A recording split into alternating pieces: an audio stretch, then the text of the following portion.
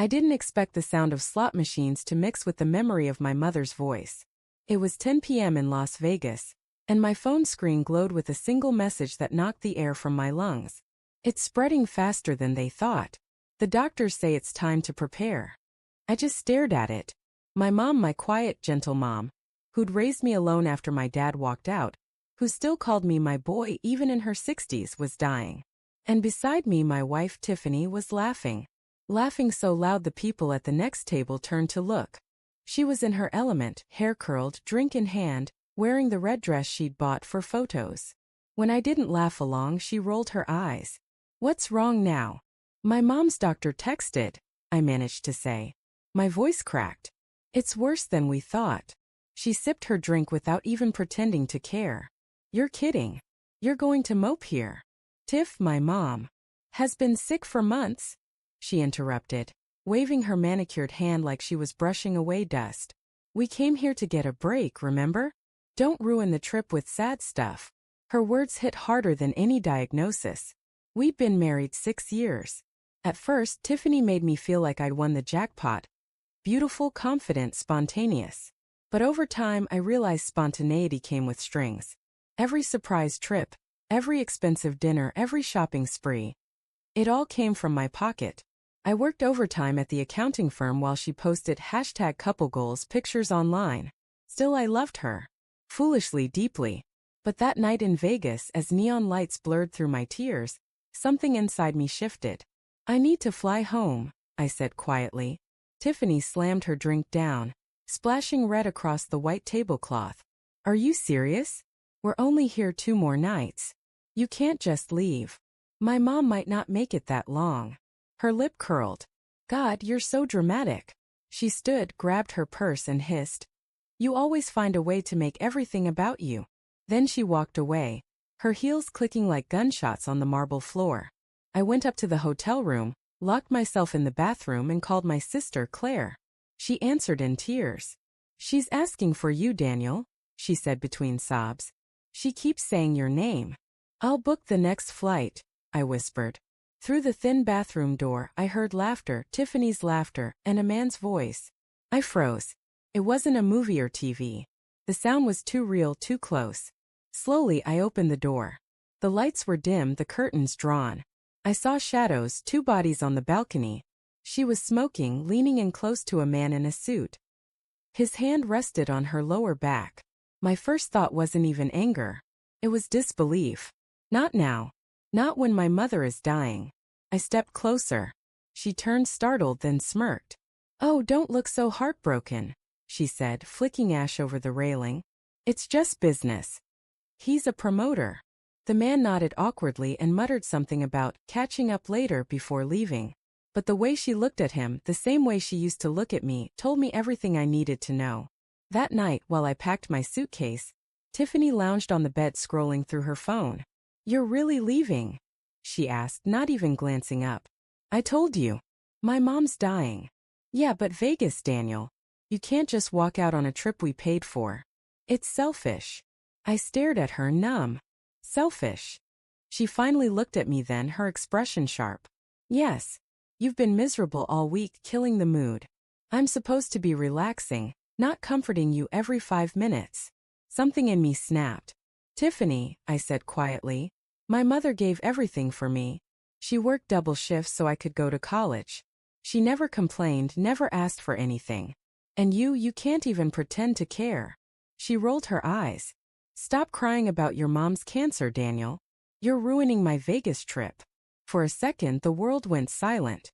The hum of the air conditioner, the city noise below, the flashing lights outside, all vanished. Then I zipped my suitcase, looked her dead in the eyes and said, "You're right. I am ruining it." And I walked out. At the airport, I turned off my phone. I couldn't deal with her messages, her excuses. I just wanted to get home. When I finally reached the hospital, my mother was sleeping. Claire sat beside her, holding her hand. "She waited for you," she whispered. I broke down completely. That night, I sat by my mother's bed, holding her frail hand, whispering apologies for every time I'd chosen Tiffany over her. My mom passed away 3 days later. "Tiffany didn't show up to the funeral," she texted. Flights were too expensive. Sorry. I'll light a candle or something. That was the moment I stopped being her husband in my heart. 2 weeks later, while going through our shared bank account, I noticed thousands missing. Hotel charges, jewelry, private event bookings. All during the Vegas trip. I dug deeper. A pattern emerged: spa retreats in Miami, business dinners in LA. Every time I'd been working late or visiting my mom, she'd been spending. And not alone. Finally, I found the proof. A receipt for a $2,800 dinner for two at the Mirage Lounge. Dated the same night I'd gotten my mom's terminal update. The signature wasn't even hers. It was his.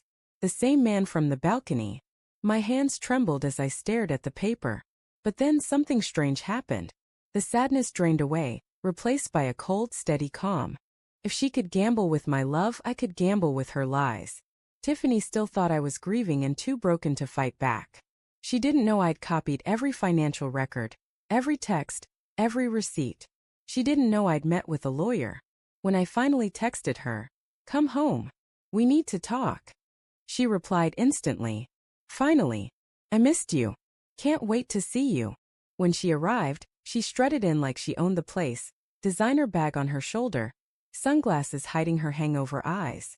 "Wow," she said, looking around the house. "You actually cleaned up. Guess grief motivates you." I handed her a folder. "Here's what motivated me," I said. She opened it, frowned. "What's this?" "Proof," I said simply. "Receipts, transfers, and hotel bookings. All paid for with my money while you were busy not cheating." Her smirk faltered. "You went through my stuff?" "I went through our joint account," I corrected. "And now it's no longer joint. I've frozen it." She crossed her arms. "You can't just." "I also spoke to my lawyer. The house, the car, the investments, they're all in my name. You leave tonight with whatever fits in your purse." Her jaw dropped. "You wouldn't dare." I met her eyes. "You told me I was ruining your Vegas trip. Consider this me making it up to you. You can have a one-way ticket back without me." For once, Tiffany didn't have a comeback. She just stared at me, her face pale, her eyes darting like a cornered animal. "Daniel," she said softly, suddenly trying to sound gentle, "you're just emotional. You'll regret this." I shook my head. "I already regretted loving you." Then I opened the door and pointed outside. She left that night. I heard from a friend later that she tried to move in with her Vegas business partner. It didn't last. I wish I could say I felt vindicated. But mostly I felt empty. Revenge doesn't heal you. It just gives your pain a purpose. Still, I found peace in small things. My mom's garden, which I started tending again. The smell of her favorite tea. The sound of silence where Tiffany's constant demands used to be. One day, I found an old letter my mom had written me when I left for college. "Don't waste your love on someone who treats it like currency. The right person won't ask you to pay for their happiness. They'll build it with you." I read that line until the paper blurred. Months later, I got a text from Tiffany. "I'm sorry. I didn't realize what I had until I lost it." I typed back a single line. "You didn't lose it. You threw it away." Then I blocked her number. Outside, the wind rustled through my mother's garden, scattering rose petals across the soil. For the first time in a long time, I didn't feel broken. Just free.